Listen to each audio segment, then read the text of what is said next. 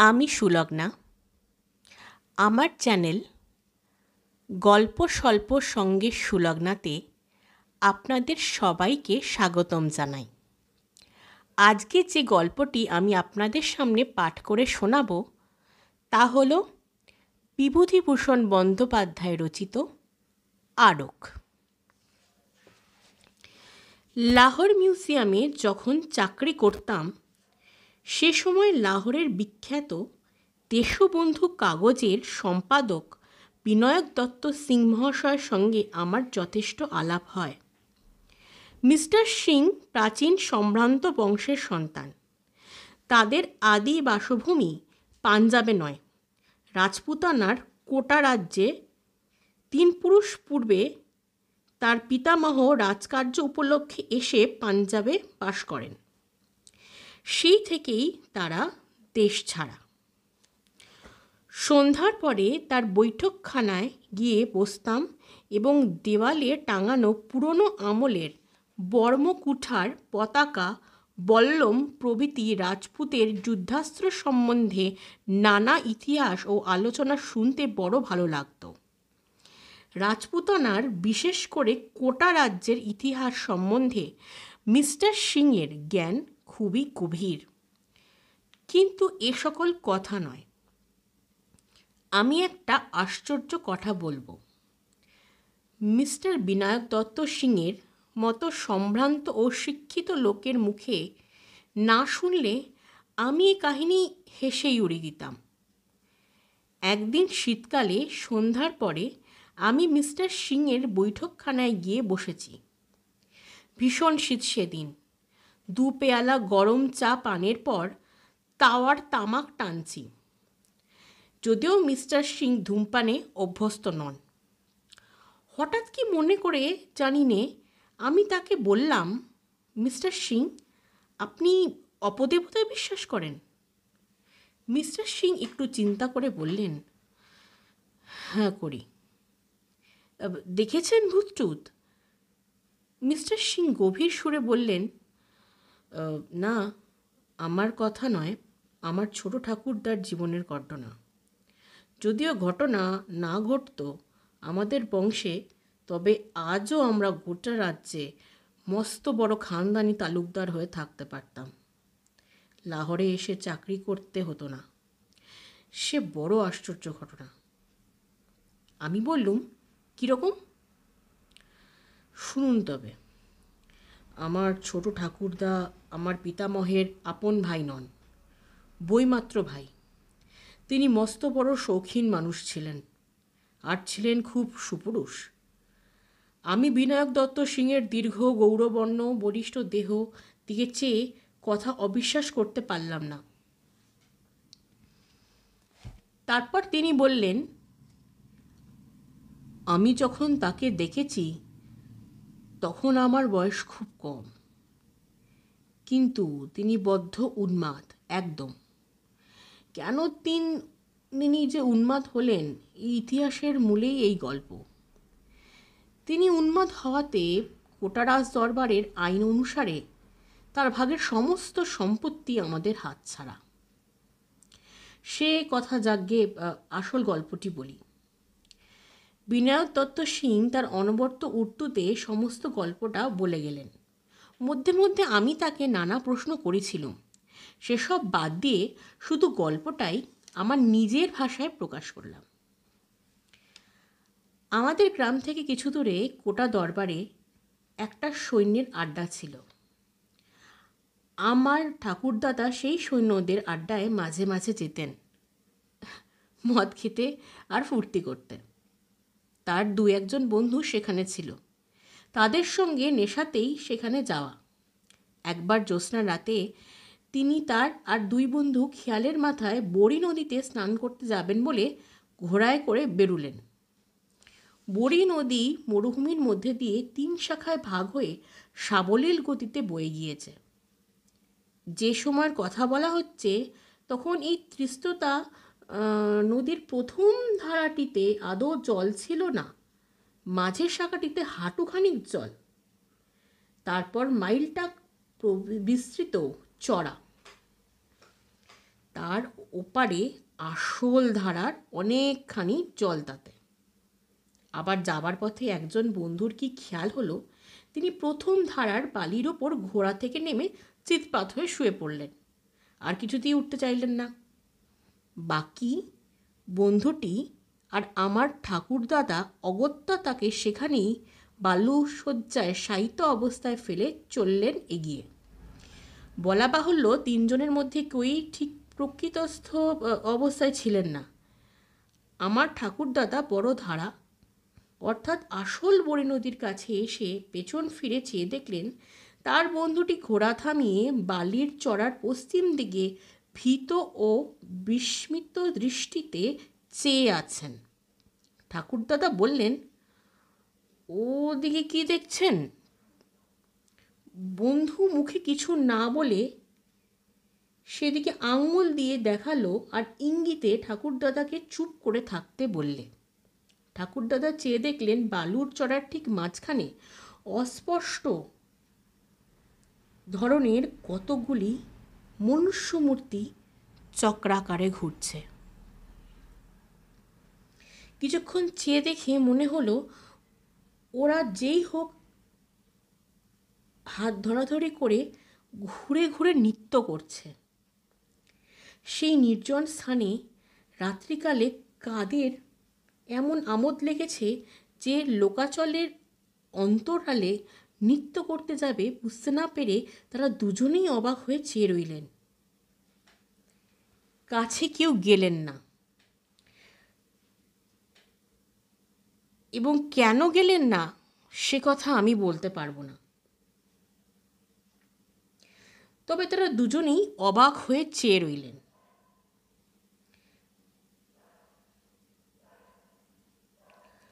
হয়তো এদের মত্ত অবস্থাই সব দৃশ্যটার জন্য দায়ী, এই ভেবে তারাও কাউকে কথাটা বলেননি সেই সময়।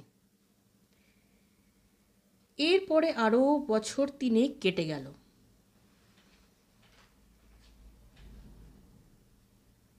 ত্রিস্রোতা বড়ি নদীর প্রধান স্রোতধারা 3 মাইল উত্তরে মরুভূমির মধ্যে একটা বড় লবণাক্ত জলের হ্রদ আছে। এর নাম নাহারানিপেট অর্থাৎ ব্যাঘ্র হ্রদ।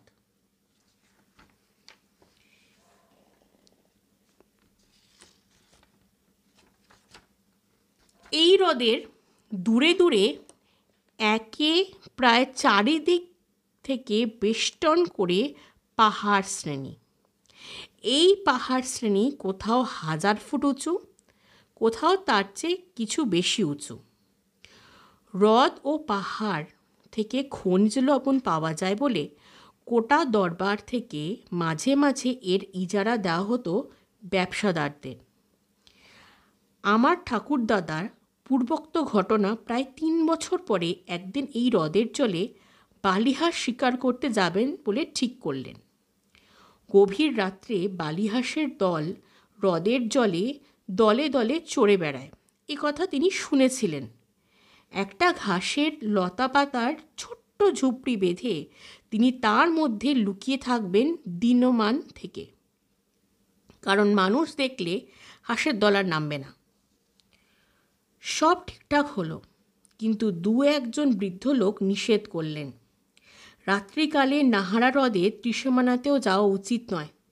কেন তা স্পষ্ট করে কিছু বললে না, শুধু বললে জায়গাটা ভালো নয়।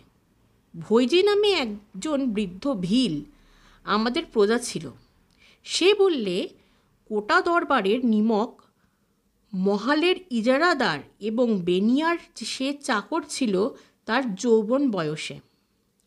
উক্ত বেনিয়ার লবণের গুদাম আর আড়ত ছিল নাহারা হ্রদের পাড় থেকে মাইল খানেক দূরে পাহাড়ের কোলে। সে সময় সে দেখেছে হ্রদের ওপর আকাশ হঠাৎ গভীর রাত্রে যেন দিনের আলোকে আলোকিত হয়ে উঠল। কেমন অদ্ভুত শব্দ হচ্ছে হ্রদের জলে। মোটের উপর রাত্রে হ্রদের ধারে কেউ যায় না। অনেক দিন থেকেই স্থানীয় লোকদের মধ্যে এ ভয় রয়েছে। একবার এক মেষপালক রাত্রিকালে হ্রদের ধারে কাটিয়েছিলেন। সকালবেলা তাকে সম্পূর্ণ উন্মাদ অবস্থায় নিমকের গুদামের কাছে পায়চারি করতে দেখা যায়। আমার ঠাকুরদা এসব গল্প শুনবার লোক ছিলেন না। তিনি বুঝতেন ফুর্তি, শিকার, হল্লা, হইচই। লোকটাও ছিলেন দুঃসাহসী ও একগুঁয়ে ধরনের। তিনি যাবেনই ঠিক করলেন। বৃদ্ধ ভিল তাকে বললে, হুজুর, হাঁসের দল যদি জলে নামে তবে সে রাত্রে কোনো ভয় নেই জানবেন। ঠাকুরদাদা জিজ্ঞেস করলেন, কিসের ভয়? বাঘের?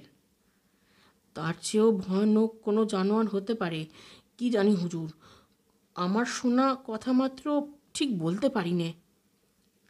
তুই সঙ্গে থাক না, বকশিস দেব। মাফ করবেন হুজুর, 100 রুপয়া দিলেও যাব না। রাত কাটাবে কে নাহারা নিপ্টের ধারে? প্রাণের ভয় নেই? আমরা ভিল, বাঘের ভয় রাখিনি। এই হাতে তীর দিয়ে কত বাঘ মেরেছি, কিন্তু হুজুর, বাঘের চেয়েও ভয়ানক কোনো জীব কি দুনিয়ায় নেই? আমার ঠাকুরদাদা নাহারার হ্রদ ভালো জানতেন না। ঠিক আমাদের অঞ্চলের হ্রদটা নয়, আমাদের গ্রাম থেকে 40 মাইল দূরে। তখনই তিনি ভিলদের গ্রাম থেকে রওনা হয়ে 7-8 মাইল হেঁটে পাহাড় ডিঙিয়ে সমতল ভূমিতে নামলেন। দূরে মস্ত বড় হ্রদটার লবণাক্ত জলরাশি প্রখর সূর্যতাপে চকচক করছে। জনপ্রাণী নেই কোনো দিকে। বেলা তখনও অনেকখানি আছে। এমন সময় ঠাকুরদাদা হ্রদের ধারে পৌঁছে গেলেন এবং নলখা গড়া ও শুকনো ঘাস দিয়ে সামান্য একটু আবরণ মতো তৈরি করে নিলেন জলের ধারেই, যার আড়ালে তিনি বন্দুক নিয়ে লুকিয়ে থাকতে পারেন। হাঁসের দল তাকে না টের পায়। সন্ধ্যা উত্তীর্ণ হয়ে গেল। রাঙা রোদ দূরের পাহাড়ের গা থেকে মিলিয়ে গিয়েছে অনেকক্ষণ। সুন্দর চাঁদ উঠল পূবের পাহাড় ডিঙিয়ে। কৃষ্ণপক্ষের আধার রাত্রি একদল সবুজ বনটিয়া জলের ধারে নেমে আবার উড়ে গেল। নির্জন নিস্তব্ধ মরুভূমি আর হ্রদ। 2 দণ্ড পরে জ্যোৎস্না ফুটে উঠল হ্রদের বুকে। ধবধবে জ্যোৎস্না। কৃষ্ণা দ্বিতীয়বার। 2 দিন মাত্র আগে হেমন্ত পূর্ণিমা চলে গিয়েছে। যত রাত বাড়ে তত শীত নামে। শীতের মুখে বালিহাঁস আসবার সময়ে, কিন্তু কই একটা হাঁসও আজ নামছে না কেন? বৃদ্ধ ভিলের কথা মনে পড়ল ঠাকুরদাদার। হাঁসের দল যদি নামে তবে সে রাত্রি বিপদহীন জানবেন, আর যদি না নামে তবে কিসের বিপদ? বাঘ জল খেতে আসে পাহাড় থেকে? রাত্রি কমে গভীর হলো। অপূর্ব জ্যোৎস্নালোকে হ্রদের জল মরুভূমির নোনা বালি রহস্যময় হয়ে উঠেছে। কোনো শব্দ নেই কোনো দিকে। ঠাকুরদাদা যথেষ্ট দুঃসাহসী হলেও তার গা যেন আজ ছমছম করে উঠল জ্যোৎস্নার সে ছন্ন ছাড়া অপার্থিব রূপে। তিনি চামড়ার বোতল বের করে কিছু আরক সেবন করলেন। হঠাৎ হ্রদের তীরে পশ্চিমাংশে চেয়ে দেখে তার মন আনন্দে দুলে উঠল। জ্যোৎস্নালোকে আকাশের নিচে একদল বালিহাঁস নাচছে। জ্যোৎস্নার পাড়ে তাদের সাদা দুধের মতো পাখাগুলো কি অদ্ভুত দেখাচ্ছে। দেখতে দেখতে তারা নেমে এসে হ্রদের ধারে বালির চরে বসল। জায়গাটা ঠাকুরদাদার ঝুপড়ি থেকে 200 গজের মধ্যে কিংবা তার থেকে কিছু বেশি। এত দূর থেকে বন্দুকের পাল্লা পাবে না, বিশেষ এই জ্যোৎস্না রাত্রে। ঠাকুরদাদা ভাবলেন, দেখি ওরা কাছে আসে কিনা, বা আরও হাঁসের দল নামে কিনা। শিকারীর পক্ষে ধৈর্যের মতো গুণ আর কিছু নেই। একদৃষ্টে হাঁসগুলোকে লক্ষ্য করাই ভালো। কিন্তু পরক্ষণেই ঠাকুরদাদা বিস্ময়ে নিজের চোখ বারবার মুছতে লাগলেন। আরও খেয়েছেন বটে, কিন্তু তাতে জ্ঞান হারাবার কথা তো নয়, বা চোখে অত ভুল দেখার কি কারণ আছে এমন? অতঃপর যা ঘটল তা বিশ্বাস করা না করা আপনার ইচ্ছে মিস্টার ব্যানার্জি। কিন্তু এই গল্প আমি বাবার মুখে অনেকবার শুনেছি, আমাদের বংশের ঘটনা। কাজেই আমি আপনাকে মিথ্যে বলছি বানিয়ে অন্তত এইটুকু ভাববেন না। ঠাকুরদা দেখলেন সেই হাঁসগুলো সাধারণ হাঁসের মতো নয়, অনেক বড়, অনেক অনেক বড়। হাঁসের মতো তাদের চালচলনও নয়। বেচারি ঠাকুরদাদা আবার চোখ মুছলেন। আরক ওইটুকু খেয়েই আজ আবার এ কি দশা! পরক্ষণেই সেই জীবগুলি জলে নামল এবং হাঁসের মতো সাঁতার দিয়ে তিনি যেখানে লুকিয়ে আছেন তার কাছাকাছি জলে এসে গেল। কৃষ্ণ দ্বিতীয়ার পরিপূর্ণ জ্যোৎস্নাতে বিস্মিত, ভীত, চকিত, দুঃসাহসী আরক সেবনকারী ঠাকুরদাদা দেখলেন তারা সত্যি হাঁস নয়, একদল অত্যন্ত সুন্দরী মেয়ে। শুভ্র তাদের বেশ জ্যোৎস্নায় পড়ে চিকচিক করছে। তাদের হাসি, মুখশ্রী সবই অতি অদ্ভুত ধরনের সুন্দর। এতক্ষণ ধরে তারা নিজেদের মধ্যে খেলা করলে জলে। রাজহংসের মতো সুঠাম ধরনে নিঃশব্দে সুন্দর ভঙ্গিতে হ্রদের বুকে সাঁতার দিতে লাগল। তারপর কতক্ষণ পরে তা ঠাকুরদাদা আন্দাজ ছিল না, কারণ তখন ঠাকুরদাদা সময়ের জ্ঞান হারিয়ে ফেলেছেন। ওরা সবাই জল থেকে উঠল এবং অল্প পরেই জ্যোৎস্না ভরা আকাশ দিয়ে ভেসে হাঁসের মতোই শুভ্র পাখা নেড়ে অদৃশ্য হয়ে গেল। হ্রদের তীরের বাতাস তখনও তাদের অপূর্ব দেহগন্ধে ভরপুর। আমার ঠাকুরদাদা নিজের গায়ে চিমটি কেটে দেখলেন তিনি জেগে আছেন কিনা। তখন তার আরকের নেশা ছুটে গিয়েছে। একটু পরে রাত ফর্সা হয়ে জ্যোৎস্না মিলিয়ে গেল। তিনি উদ্ভ্রান্ত মস্তিষ্কে হ্রদের পাড় থেকে হেঁটে চলে এলেন পাহাড়ের কোলে। সেখান থেকে পৌঁছলেন ভিলেদের গ্রামে।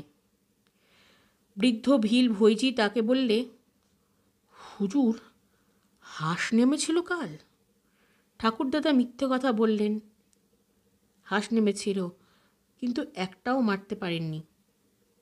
কেন মিথ্যে কথা বললেন শুনুন। কি এক দুর্বার মোহে তাকে টানতে লাগলো দুপুরের পর থেকেই। আবার তাকে যেতে হবে নাহারা হ্রদের তীরে রাত্রিকালে। ভৌজিকে সত্য কথা বললে পাছে সে বাধা দেয়। কিন্তু সে রাত্রে বুনো বালি হাঁসের দল নামলো হ্রদের জলে, আসল হাঁসের দল। পরপর কয়েক রাত্রি শুধু বন্য হংসের দল নামে খেলা করে। আমার ঠাকুরদাদা ঝুপড়ির মধ্যে শুয়ে চেয়ে থাকেন। বন্দুকের গুলি করতে তার মন সরে না। তারপর আরেক দিন শেষ রাত্রে জ্যোৎস্নায় বন্য হংসের বদলে নামল সেই অদ্ভুত জীবের দল। এদিন তারা আরও কাছে এলো। বন্য রাজহংসের মতো সাঁতার দিয়ে বেড়ালো জলজ ঘাসের বনের পাশে পাশে। তাদের অপূর্ব সুন্দর মুখশ্রী জ্যোৎস্নার লোকে ঠাকুরদাদার মুগ্ধ দৃষ্টি সম্মুখে কতবার পড়ল। রাত ভোর হবার বেশি দেরি নেই, তখনও কিন্তু জ্যোৎস্না আছে। আমার ঠাকুরদাদা কি ভেবে আরকের নেশায় কিংবা ভালো অবস্থায় জানি নে ঝুপড়ি থেকে উঠে ছুটে জলের ধারে চললেন। বোধহয় ওদের কাউকে ধরতে গেলেন। অমনি ত্রস্ত বন্য হংসের মতো সেই অলৌকিক জীবের দল তাড়াতাড়ি সাঁতরে কে কোথায় দূরে চলে গেল এবং পরক্ষণেই শেষ রাত্রে বিলীয়মান চন্দ্রলোকে তাদের লঘু দেহ ভাসিয়ে আকাশপথে অদৃশ্য হলো। পরদিন দুপুরবেলায় আমার ঠাকুরদাদাকে উন্মাদ অবস্থায় হ্রদের ধারের বালির চড়ায় লক্ষ্যহীনভাবে ঘুরে বেড়াতে দেখে জনৈক জেলে তাকে ভিলদের গ্রামে পৌঁছে দেয়। বৃদ্ধ ভৈজি ঘাড় নেড়ে বললে, আমি বলেছিলাম হাঁসের দল যেদিন না নামে সেদিন বড় ভয়। ঠাকুরদাদা মাঝে মাঝে ভালো হতেন, আবার উন্মাদ হয়ে যেতেন। ভালো অবস্থায় বাড়িতে গল্প করেছিলেন, একবার নয় অনেকবার। মৃত্যুর প্রায় 10 বছর আগে থেকে তার মোটেই ভালো অবস্থা আসেনি। বদ্ধ উন্মাদ অবস্থায় তার মৃত্যু ঘটে। বিনায়ক দত্ত সিং গল্প শেষ করলেন। আমি বললাম, খুব অদ্ভুত ঘটনা। তবে মিস্টার সিং বললেন, তবে বিংশ শতাব্দীতে বিশ্বাস করা শক্ত, সে আমিও জানি। আমাদের দেশেও সকলে বিশ্বাস করে না। এ আজ 50 বছর আগেকার ঘটনা বলছি। কেউ বলে ঠাকুরদাদার অতিরিক্ত আরক সেবনের ফলে ওইসব চোখের ভুল দেখা। বন্যহংসকে ভেবেছেন আকাশপরী।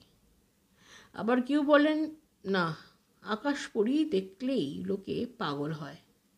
সেই বৃদ্ধ ফিল ভৈজি সেই কথাই বলতো। কি করে বলবো কোনটা সত্যি কোনটা মিথ্যে? তখন আমার জন্মই হয়নি। আজকের গল্প আরক এখানেই সমাপ্ত হলো। যদি আমার পাঠ করা এই গল্পটি আপনাদের ভালো লাগে, তাহলে অবশ্যই এটিকে একটি লাইক করবেন আর সাবস্ক্রাইব চ্যানেলটিকে করে দেবেন।